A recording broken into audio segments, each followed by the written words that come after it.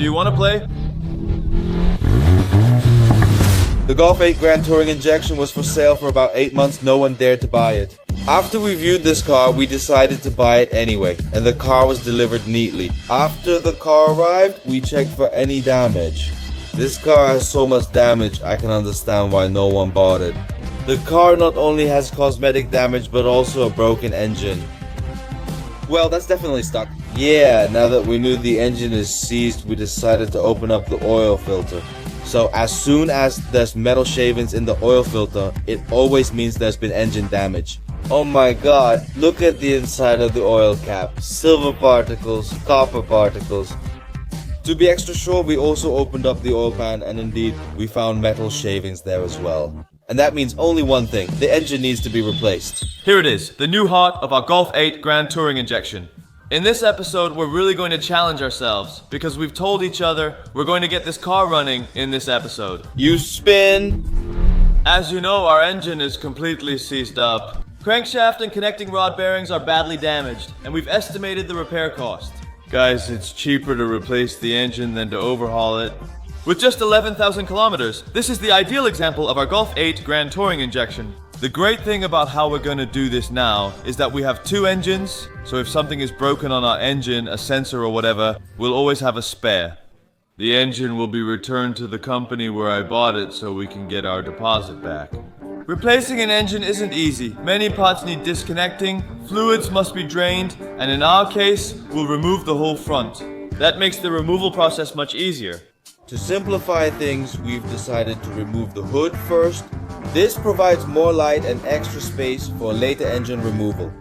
But before we can remove the hood, we first have to take off the windshield washers, because the hose and the electrical wires run through the hood, and of course you don't want to cut them. Since this is the first time I'm working on this car, I had to figure out how everything comes apart. Here I'm starting by removing the grille. There's a nice LED strip here, so I need to be careful not to break it. Because the front bumper is always attached behind the wheel wells, I had to lift the car, take off the wheels, and also remove the wheel wells. After this, I loosened the bolts holding the front bumper, making it easy to remove. After the front bumper was removed, the broken parts fell out. Of course, we ordered all of this new. You'll see that soon on our vlog channel, so if you haven't subscribed yet, just click the link below and subscribe to our vlog channel. We're shopping for parts before it's fully finished. Now it was time to remove the headlights. These headlights won't be going back on the car since they've been shattered into 1,000 pieces. The headlights have been removed, and now it's time to drain the fluids. Well, the engine oil is already gone, of course. We had the oil pan open, and there's no oil left in it. Now the coolant needs to be drained. That's actually very simple. Just remove the bottom hose, and your system will basically drain out. We actually plan to dismantle our entire front end, but then of course we have our air conditioning, which is still filled with gases. We chose to keep our air conditioning pump connected to the system. Want to keep it a closed system, so we don't have to breathe in the fumes, and we don't have to refill it. So we're going to try to keep the air conditioning pump attached to the condenser, and then we'll see if we can disassemble our engine block like that. Many people do it this way. I haven't seen it on a Golf, so we'll try it. Disconnect the coolant, intercooler pipes, and everything else connected to the engine block. Then we'll begin removing the engine block. Let's go. With the turbo hoses disconnected, it was time to drain the coolant. Oh, I don't know if you mechanics recognize this, but you can never put your drain pan in the right spot, so coolant always spills out. Now it was time to consider what's next. It's time for the drive shafts. The drive shafts are connected to the wheels and the transmission. So, of course, it's necessary to disconnect this, otherwise we can never remove the engine. Because the engine hoist is coming in handy. All the hoses, everything that's still attached to the engine is loose. And now it's time to, let's say, loosen the engine mount. The T-bone underneath the dock bone is loose. The engine and gearbox mounts are also affected. And if all goes well, we'll take the engine out right here. Since we're removing the engine together with the gearbox, it weighs quite a lot. Can you imagine? The gearbox likely weighs about 80 kilos, while the engine block adds another 150 to 200 kilos. Overall, there's a lot of weight on the hoist. Since we couldn't lift the engine out at once due to limited space, we ended up moving the front forward slightly. This gave us an extra 2 to 3 centimeters of clearance, which was enough to hoist the engine out. There it is, guys. The power plant of the Golf 8 Grand Touring injection. We've completely removed it, gearbox and all. We had to tilt the front end slightly to the side. It's hanging a bit from the hood wiring. Yeah, it can handle that. We're going to transfer everything onto our slightly used engine. We just compared them to each other.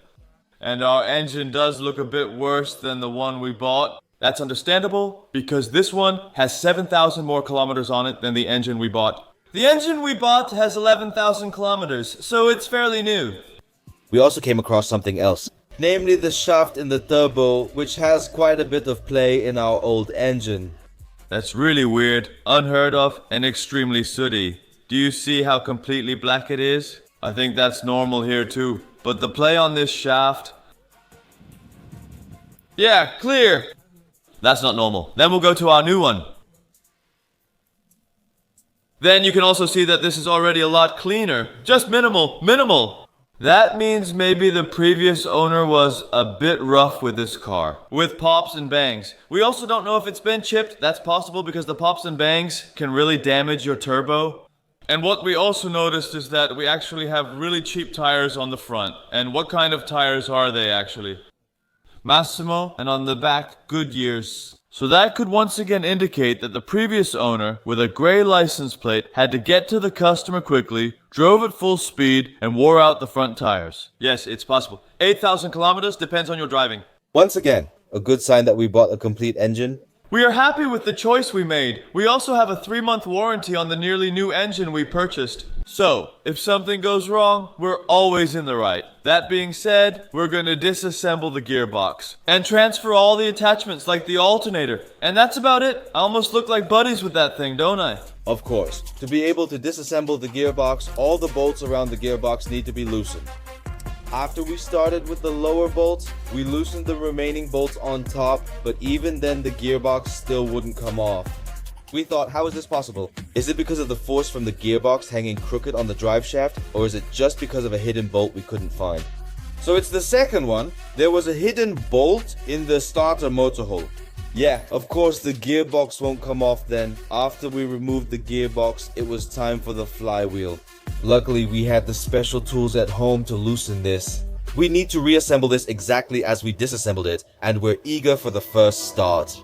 Because we haven't heard this car run even once yet, so we're working hard to get it done as soon as possible.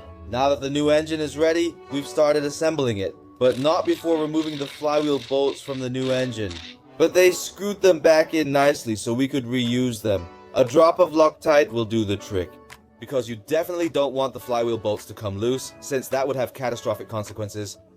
Now the flywheel, once secured, we'll double check the torque, then reinstall the gearbox. And, of course, the gearbox and the engine could go back into the car as one unit. Then it was time to reassemble everything. A beautiful process I've been anticipating for a long time. So you can start it later, provided everything is connected properly. And the engine is in, guys. What a hassle with our engine hoist. Guys, we refilled it because it didn't work. Which meant we actually couldn't pump anymore. Yeah, he couldn't handle the weight or something. Of course, we're running at maximum capacity, so it can handle half a ton. It's in, but not secured yet, since we still need to fasten the engine mounts as before. So both on the left and right, and then we have to reconnect everything again. All the pipes, all the wiring, all the electronics. Don't forget engine oil and add it to the engine so it doesn't start dry, which is also why we leave this on. Then we definitely won't forget it. We're going again. The beautiful. I'll set the timer since we're just going to continue with dismantling the engine, guys. I'm curious how it even sounds. You? The catalytic converters are underneath and the exhaust is fully wrapped, so it's not sporty at all. Doesn't matter, right? It always sounds good, doesn't it? Here we go, let's go. It looks like our idea with the air conditioning pump is going to work. So now we need to reinstall the air conditioning pump in its place. After that, connect the rear coolant hoses because those are pretty hard to reach once the engine mounts are installed. Next, I secured the engine mounts so the engine could be released from the hoist. It's a new day here, and I went to the dealer, to an A point here in Amsterdam, to pick up some oil. Of course, we wanted to do it right the first time we started this thing up, and we're a bit disappointed. Because when you usually buy oil from a dealer, I thought, okay, we're going to get Volkswagen oil. But no, we just get oil from our Queen Shell, guys. we're going to put this in. Of course, a new sealing ring for our drain plug, and an original oil filter from Volkswagen. We'll add that too. We also have a new battery. And of course, the most important thing we need to do is to vacuum fill this thing, put in new coolant. And if that's the case, then of course, we'll first build up oil pressure. And if everything is in order, we'll start it up and do a launch control. Are you ready? Subscribe and give a thumbs up and let us know in the comments if you think this thing will start and if the launch control will work. Enough talk. Let's lift the car, remove the drain plug, and replace the sealing ring. And then we can fill the oil, change the filter, and finish the rest. Let's go. I'm wondering if oil will still come out. Yes, Danny started the oil change and I began vacuum filling right after to save time.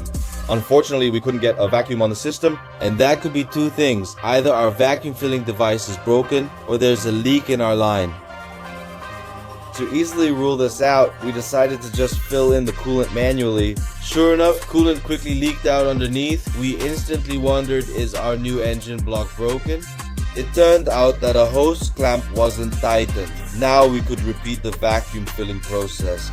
Of course, this time the system held a vacuum, so we could properly draw the coolant into the system, which meant the cooling system was completely bled all at once. Since it was now time to start the engine, we decided to remove the ignition coil connectors. This way, it first builds up oil pressure without starting up, which is of course better for the lubricated parts. We have power, so pressing start should turn it over.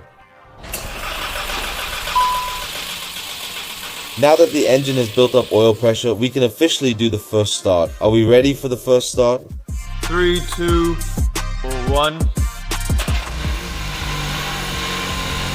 In one go. What does the dashboard look like? Man. Full of lights, but it sounds the same. Great, man. You guys know what this means, right?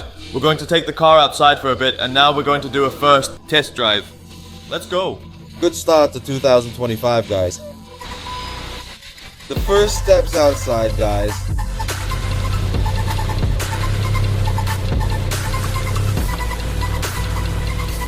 Reverse gear works too. He's fast. Yeah, I can't even brake, of course. I want to join for a lap too, This thing is so insane, it's unreal, and all those camera systems inside. Car's hot. This is late for today's technology. We've never had such a new car before. That is just sick. Wheel spin.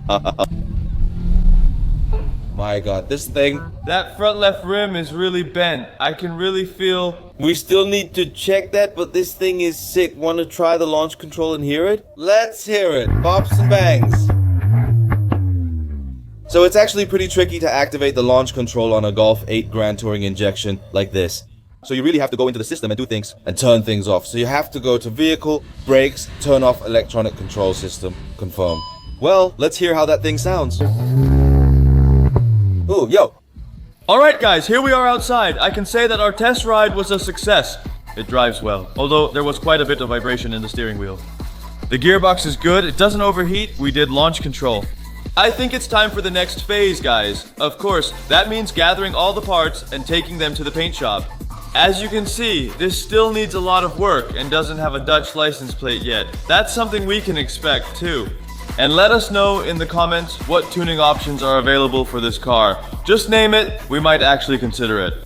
Let us know in the comments what you'd do. I can honestly say this episode was a success. We have a running Golf 8 Grand Touring injection, and in the next episode, of course, we're going to work on it again. Are you curious? Make sure to subscribe and give us a thumbs up. And we'll see each other in a new episode. Ciao!